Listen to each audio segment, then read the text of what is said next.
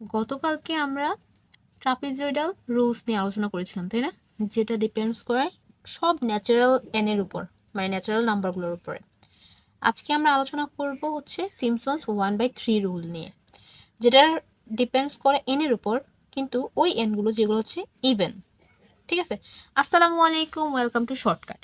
এখন আমরা যেহেতু সিমসন্স 1/3 রুল নিয়ে কথা বলবো, তাহলে সবার আগে হচ্ছে ফর্মুলাটা দেখে নিই। ফর্মুলাটা দেখে নিলে ইজি হয়ে যাবে। তো আমাদের ফর্মুলাটা কি? আমাদের ফর্মুলাটা হচ্ছে ঠিক আগের মতো একটা লিমিট দেওয়া থাকবে, তারপরে ওইখান থেকে আমাদেরকে যে যে মানগুলো দিয়েছে ওইটা ইউজ করতে হবে। কোনটা কোন ফর্মুলার উপরে? সিমসন্স 1/3 এর যে ফর্মুলাটা আছে ওই ফর্মুলার উপরে। ঠিক আছে, তো আমাদের কাছে দেখেন গতকালকে আমাদের ওয়াই নোট চাচ্ছে, y1 y3 এরকম একটা জিনিস চাচ্ছে, মানে মোট কথা হচ্ছে ওয়াই এন অব্দি যাচ্ছে, তাই না? এটা কিসের উপর ডিপেন্ডস করে? আমি আপনাদের বলছি ইভেন নাম্বারের উপর ডিপেন্ডস করে। আচ্ছা, তো এটা আমরা যদি একটা এক্সাম্পলের মাধ্যমে দেখি তো এটা ইজি হয়ে যায়। আর এটার জন্য ঠিক গতকালকের মতোই আমাদের একটা বক্স লাগবে, যেহেতু আমাদের ওয়াই এর মান বের করে নিতে হবে, এক্স এর মান বের করে নিতে হবে। তো কেননা আমরা কালকের এক্সাম্পলটার উপরেই শুধুমাত্র সিমসন্স 1/3 রুলটা অ্যাপ্লাই করি। কালকের এক্সাম্পলে আমরা যে বক্স বা যে ইয়েটা দেখেছিলাম, এক্সাম্পলও ছিল, ওইটা একটু দেখি। তো আমাদের এক্সাম্পলটা গত ক্লাসে কি দেওয়া ছিল? বলছে যে ক্যালকুলেট বাই, ওইখানে ছিল ট্রাপিজয়েডাল। আমি আপনাদের জন্য হচ্ছে লিখে নিছি যেন সিমসন্স 1/3 রুলটা কিভাবে ইউজ করা হয় বা কিভাবে লিখে থাকবে। তো এইভাবে ছিল না, দেখেন সেম এক্সাম্পল ছিল, তাই না?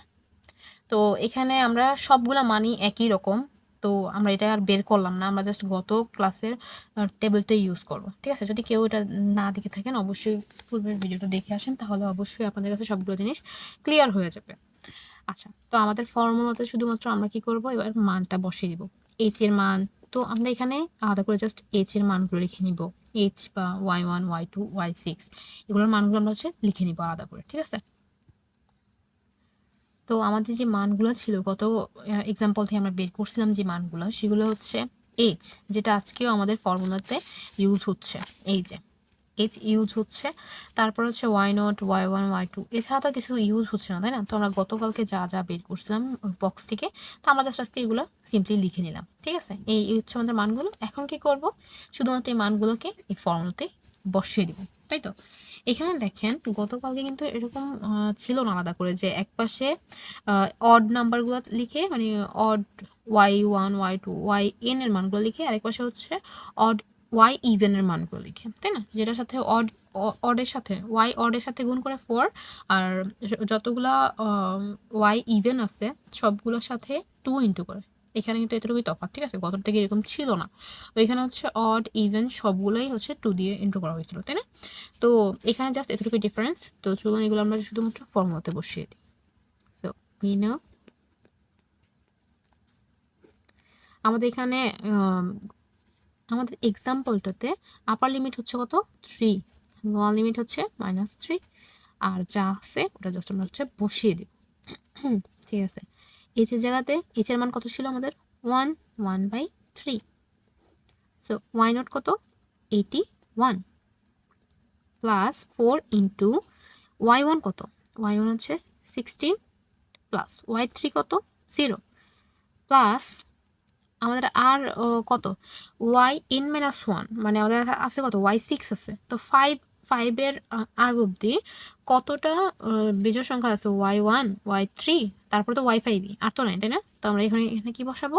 y5টা মানে হচ্ছে 6। আমি যদি এটা আপনাদের এখানে লিখে দিই, y0 plus 4 y1 plus y3 plus y5 plus 2 y2 plus y4 plus sorry, কারণ আমাদের ফর্মুলাতে কি চাইছে? কতটুকু অবধি?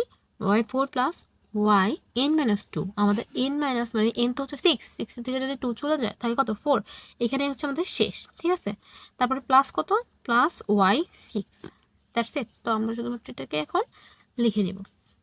ঠিক আছে, প্লাস 2 ইন্টু y2 কত আমাদের? y2 হচ্ছে 1 প্লাস y4 কত আমাদের? y4 ও 1। ঠিক আছে, তো প্লাস y6 কত? 81। তো আমাদের তো ফর্মুলা শেষ। আশা করি আপনারা ফর্মুলা লেখাটা বুঝতে পারছেন। তো এখন তেমন কিছুই না, আমাদের হচ্ছে ফর্মুলাতে যে মানগুলো আমরা বসাই না, তো এগুলো জাস্ট হচ্ছে আমাদের এখন গুণ করে নিতে হবে। ঠিক আছে, তো দেখি গুণ করার পর কত আসে। তো এখানে তো থেকে যায় 1/3 81 plus 4 into 16 32 plus 2 into 2 plus 81, right? তো এখন আমরা জাস্ট হচ্ছে 1/3, আমি ভেঙে করতেছি, আপনারা করবেন, আপনারা অবশ্যই ক্যালকুলেটর ইউজ করবেন। 7 × 8 3 4 12 প্লাস 2 × 4 প্লাস 81। That's it. এখন হচ্ছে এটার ফলাফল কত আসে, তো আমাদের আসছে 98, আর এটাই হচ্ছে আমাদের অ্যান্সার। তো ইজি না? বাস তেমন কিছুই না, আপনাদেরকে হয়তো বা এই যে যেমন আমি এখানে লিখে দিলাম একটা দিয়ে দিচ্ছি, এক্সাম্পল দিয়ে দিলাম না, দেখি এক্সাম্পলটা একটু আবার একটু দেখি। তো এই এক্সাম্পলটা দেখার পর দেখুন এখানে আমরা আমাদের লিখে রাখছি ক্যালকুলেট বাই সিমসন্স 1/3। এক্সামের সময় কীভাবে আসবে, আসবে হচ্ছে ধরেন ক্যালকুলেট বাই সিমসন্স 1/3 রুল, তারপরে একসাথে দিয়ে দেবে 4টা বা একসাথে দিয়ে দেবে 3টা, সিমসন্স 3/8 রুল, ওয়েডেলস রুল, এরকম করে 3-4টা একসাথে লিখে দিবে। ঠিক আছে, বা এক্সাম্পলও লিখে দিয়ে বলবে যে ক্যালকুলেট বাই সিমসন্স 1/3 3/8 ওয়েডেলস, তারপর হচ্ছে বুলস, এগুলো লিখে দিবে। ঠিক আছে, তো এগুলো অনেক ছোট ছোট অঙ্ক, তো তো হয়তো বা এক্সামের সময় 10 মার্ক বা 12 মার্ক এগুলোর উপরে এভাবে অ্যাড করে রাখবে, যদি 4টা দেয় তো ওই হিসাবে আর কি মার্কটা হবে। তো অবশ্যই এগুলো অনেক ছোটোখাটো হলেও মনে রাখার বিষয়, সূত্রগুলো একেবারেই কঠিন না, একটু চেষ্টা করলে অবশ্যই আপনারা এগুলো মনে রাখতে পারবেন। আর বেশি বেশি প্র্যাকটিস করবেন, প্র্যাকটিস আসলে অনেক ইম্পর্টেন্ট, একটা যে কোনো একটা টপিক বোঝার জন্য অনেক বেশি ইম্পর্টেন্ট। যদি আপনি কোনো একটা কোর্স ধরেন তখনও প্র্যাকটিস ইম্পর্টেন্ট, সো প্র্যাকটিস করবেন বেশি বেশি করে। ঠিক আছে, আর যদি কোনো প্রবলেম হয় অবশ্যই আমাকে জানাবেন, কোনো রকম এখানে বুঝতে প্রবলেম হলে বা কোনো রকম যদি আপনাদের এটার উপর আরও ভিডিও দরকার পড়ে তাহলে অবশ্যই কমেন্ট করবেন, নয়তো আমাকে মেল করবেন। ততক্ষণ অবধি সুস্থ থাকবেন, ভালো থাকবেন, আল্লাহ হাফেজ।